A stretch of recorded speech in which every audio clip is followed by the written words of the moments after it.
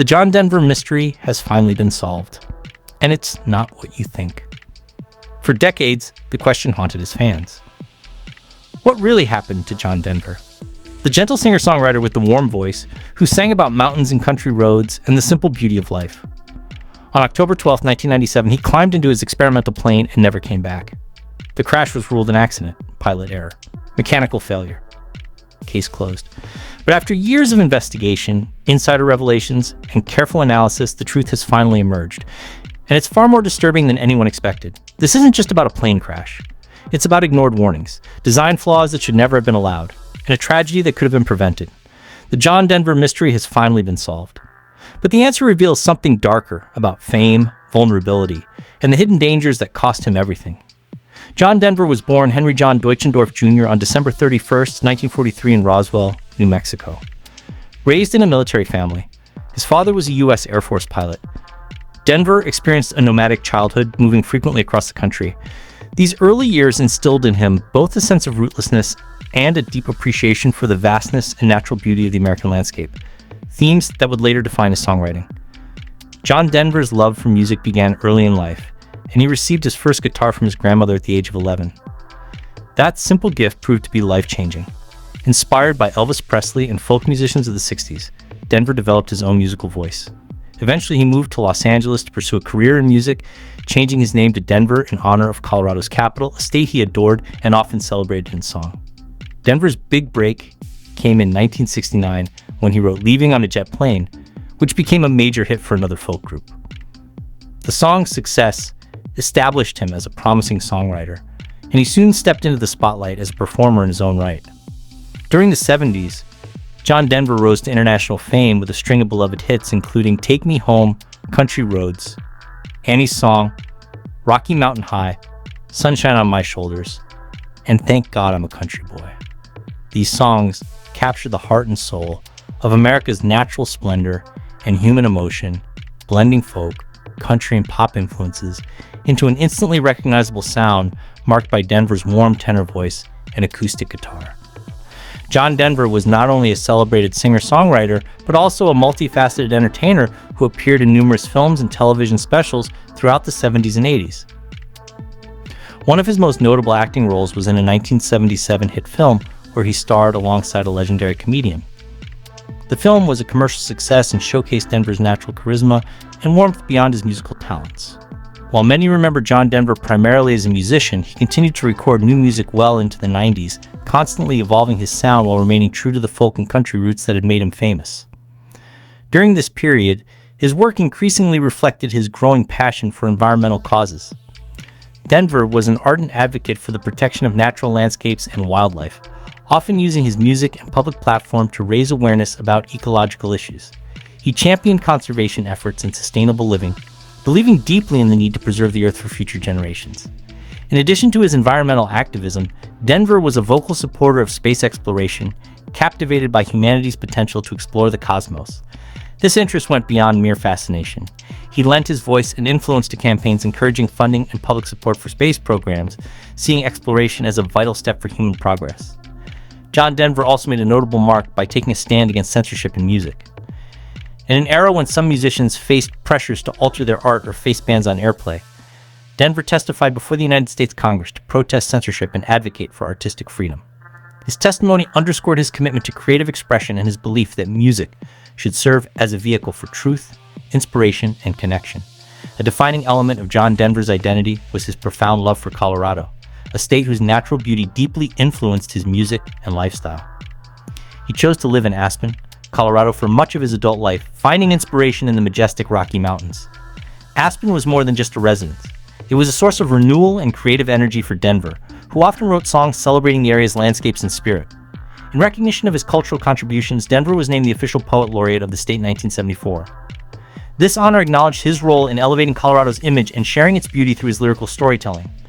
Denver's connection to Colorado was immortalized through his music, particularly with the song Rocky Mountain High, which captured the awe and reverence he felt for the mountains and wilderness. This song was so deeply associated with the state and its identity that in 2007, the Colorado State Legislature officially adopted Rocky Mountain High as one of its state songs. Similarly, his song Take Me Home, Country Roads became an anthem for West Virginia.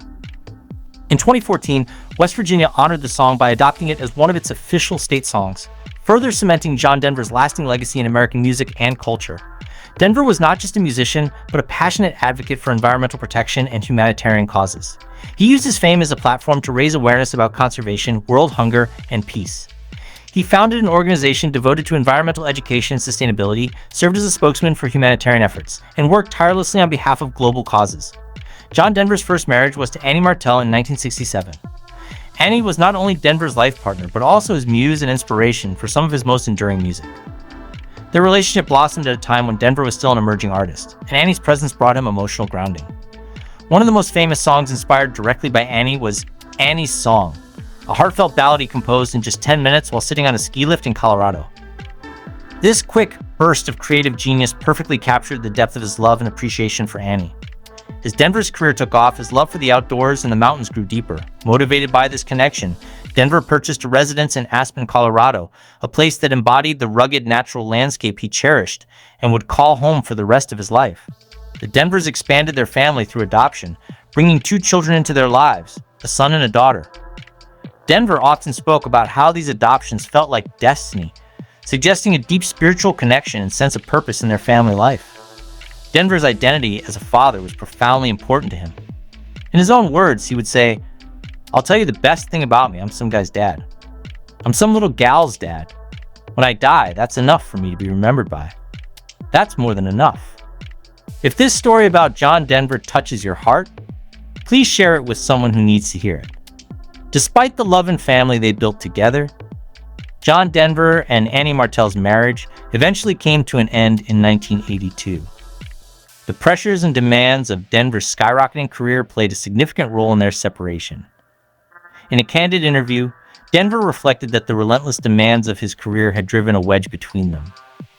Annie Martell later shared her perspective, noting that they were simply too young and immature to handle the sudden fame and lifestyle changes that John's success brought. Their divorce was not only emotional but symbolically marked by a memorable moment.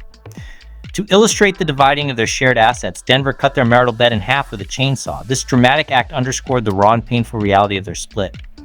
After several years, Denver found love again, marrying an Australian actress in 1988. Their relationship seemed promising as they settled into Denver's beloved home in Aspen. The couple welcomed a daughter, adding another chapter to Denver's life as a father. However, the marriage was short-lived, with the couple separating in 1991 and finalizing their divorce in 1993. Denver's feelings about his second marriage were notably candid and somewhat bitter, hinting at personal difficulties and emotional turmoil that contrasted with the gentle, nature-loving public persona he cultivated through his music. For decades, the sudden and tragic death of John Denver remained shrouded in confusion, speculation, and unanswered questions. Fans and observers alike wondered what really happened on that fateful day in October 1997 when the beloved singer-songwriter lost his life in a plane crash. Now, after years of investigation, insider revelations, and careful analysis of the events leading up to the accident, the mystery has finally been solved. But the truth is far more unsettling than anyone expected. John Denver was an accomplished pilot. But on October 12, 1997, while piloting his own experimental aircraft, something went horribly wrong. Initially, the official reports pointed to pilot error or mechanical failure, but over time, more complex details emerged. Investigators revealed that Denver had been struggling with certain critical cockpit control issues. Specifically, the fuel selector valve was in an awkward position that made it difficult to reach, which led to fuel starvation. This caused the engine to fail mid-flight, resulting in the crash into the Pacific Ocean off California's coast. However, further examination exposed deeper problems. The plane itself had design flaws that were not fully disclosed or understood, and the safety features were inadequate. John Denver had reportedly complained about problems with the fuel system prior to the flight, but had not received proper guidance or repairs. This negligence and the lack of proper support from the aircraft's manufacturer contributed significantly to the fatal accident. Beyond the mechanical causes, the mystery also extends to John Denver's personal life in the years before his death. While publicly he was known for his upbeat songs and environmental activism, behind the scenes he faced significant struggles. He battled emotional turmoil, the pressures of fame, and complicated personal relationships, including a difficult divorce that left lasting scars. Some reports suggest he was dealing with bouts of depression and was under immense stress, factors that might have impacted his judgment on that day. Though speculation about substance abuse has circulated, there has never been concrete evidence to implicate drugs or alcohol in the crash. Instead, the tragedy appears to be a perfect storm of technical failure and human frailty, an unkind intersection that claimed the life of a man who inspired millions. One of the most distressing aspects of this revelation is how it complicates the legacy of John Denver.